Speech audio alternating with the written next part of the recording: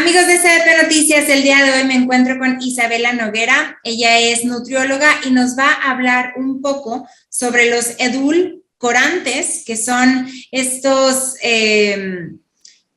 sustancias que le agregan ya sea al refresco o algunas bebidas que etiquetan como sin azúcar. Entonces, si tú eres de esas personas que prefiere tomar el refresco sin azúcar, escucha muy bien esta plática. ¿Cómo estás, Isabela? Hola Marta, muy bien, todo súper bien, gracias por la invitación. Gracias a ti. Oye, cuéntame un poco sobre los refrescos que están endulzados con edulcorantes.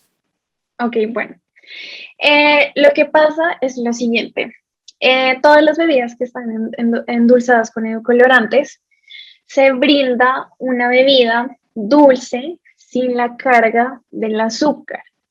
¿Esto qué quiere decir? Que traen diferentes compuestos, ya sean químicos o naturales, la mayoría son químicos, que proporcionan ese dulzor a la bebida, pero no ejerce una carga energética en el cuerpo.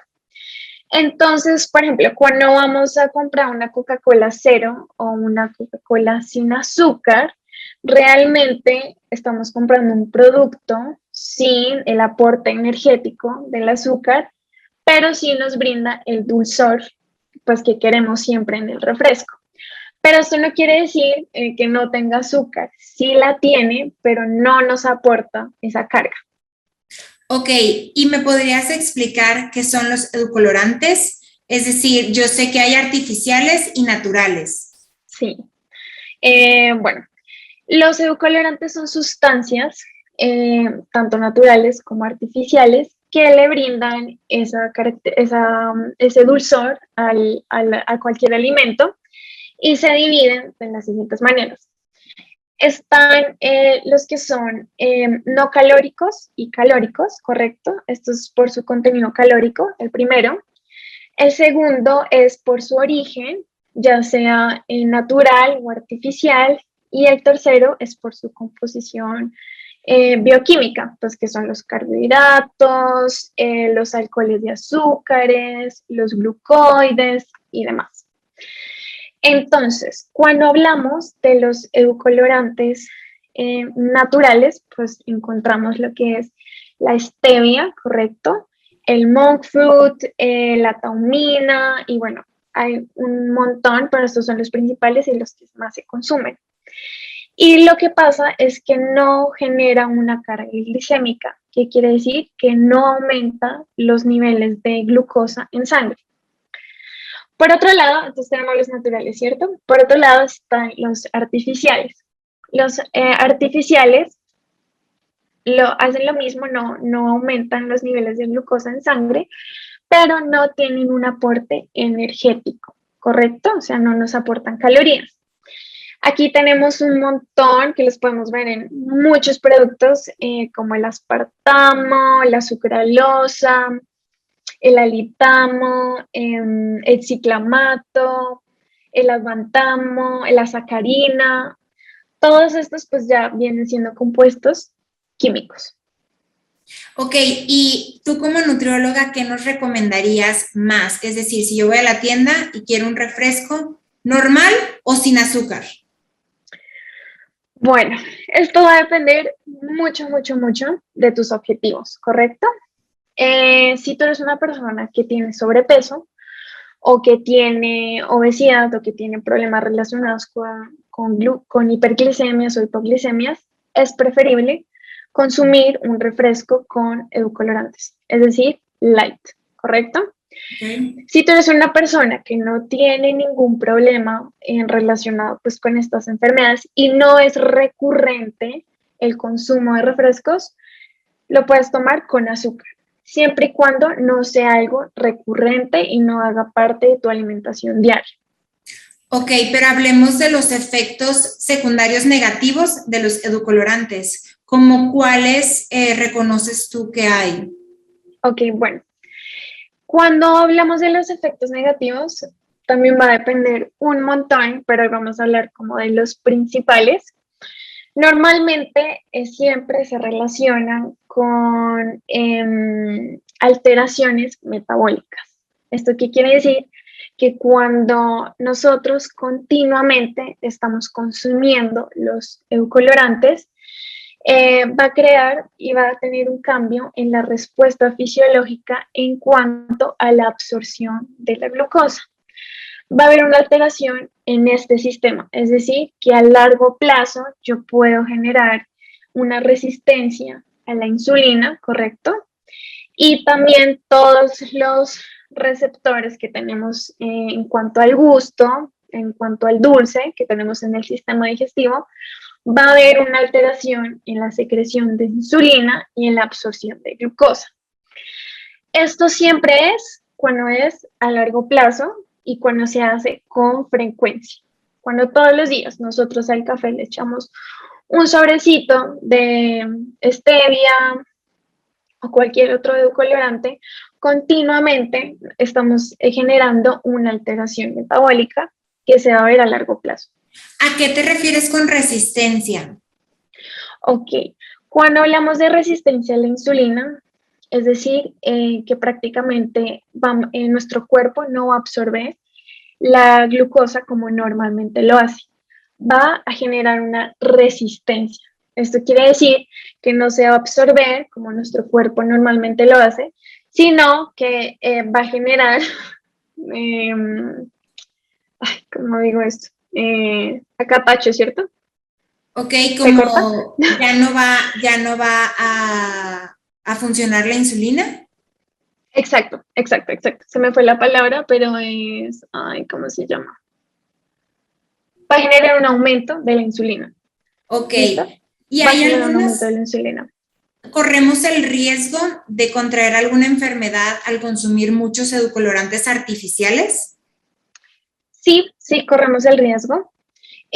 Corremos el riesgo de contraer enfermedades relacionadas como obesidad, diabetes, hipertensión y todas las enfermedades que abarca las enfermedades crónicas no transmisibles, como las dislipidemias, diabetes tipo 1 y 2, y prácticamente también puede generar un aumento de la secreción de la insulina, una resistencia, perdón, o también puede generar en personas que tengan hipoglicemias. Es decir, que si una persona cree que por tomar refresco sin azúcar ya está libre de peligro, está equivocada. ¿Es cierto? Sí, está equivocado. Correcto. Ok. Y bueno, ¿qué pasa si me tomo un refresco diario, Isabela? Es decir, en México se cree, las estadísticas dicen que los ciudadanos consumen 163 litros de refresco al año, que esto es bastante. De hecho, México en algunas estadísticas está adelante de Estados Unidos. ¿Qué nos dirías tú? ¿Qué efectos puede tener consumir refresco diario? Ok. Creería que hay 3 factores que son muy importantes que se van a ver muy alterados si consumimos todos los días refrescos. El primero sería una alteración neuroendocrina, lo cual va a afectar el metabolismo tanto de grasa como de glucosa y que a largo plazo va a predisponer a la persona a tener una ganancia de tejido adiposo, ¿correcto? Esa es la primera, es una alteración neuroendocrina. La segunda es una afectación de la microbiota intestinal, es decir, que causa niveles más altos de glicemia al momento de la ingesta de glucosa y por ende pues va a desarrollar una resistencia a la insulina y una intolerancia a la glucosa, ¿correcto? Entonces ya tenemos la primera, alteración neuroendocrina, la segunda, afectación de la microbiota intestinal, ¿correcto? Y la tercera es que hay una interacción con los receptores del sabor dulce en el intestino, que era lo que te estaba contando, que altera la respuesta a la insulina del refresco a la ingesta, pues en el momento que consumimos el refresco. Va a haber una alteración de estos receptores. Esto todo es siempre una alteración metabólica, ¿correcto? Vamos a generar muchos cambios en todo lo que es el sistema en cuanto a la absorción ¿correcto? De los diferentes macronutrientes constantemente, pues si los estamos consumiendo, vamos a ver una alteración de estos. Ok. Aquí tienen los terceros. Híjoles, entonces realmente sí hace un gran daño y lo peor del caso es que me dices que es a largo plazo, es decir, muchos Sí. jóvenes que ahorita se sienten seguros y tranquilos de que no están consumiendo azúcar, a largo plazo van a tener muchas repercusiones. Sí, correcto. Eso es lo peligroso también. Eso es lo peligroso. Oye, y hay un tema también que me gustaría tocar, Isabela. En los refrescos o en estas aguas que venden en el súper que dicen que no tienen azúcar, pero que tienen edulcorantes, dice no es apto para niños. O sea, ¿cómo afecta en especial las personas que les dan ya sea refresco o aguas con saborizantes a los niños? Ok, bueno, esta es una parte muy importante porque específicamente los edulcorantes sí o sí afectan en todas las hormonas que corresponden pues al crecimiento de los niños. Genera una alteración en estas hormonas y también lo que pasa es que se ha visto en varios estudios que niños que tienen el hábito constante, porque todos nosotros adquirimos nuestros hábitos a una muy corta edad, cuando tenemos el hábito continuo de tomar refrescos o edulcorantes desde una muy corta edad, hay una posibilidad gigante de que en la adultez todavía conserves esos hábitos. ¿Y qué es lo que pasa especialmente en niños? Un niño que tiende desde pequeño a consumir edulcorantes sí o sí va a generar enfermedades crónicas no transmisibles, que es las que afectan más en México y pues en todo el mundo.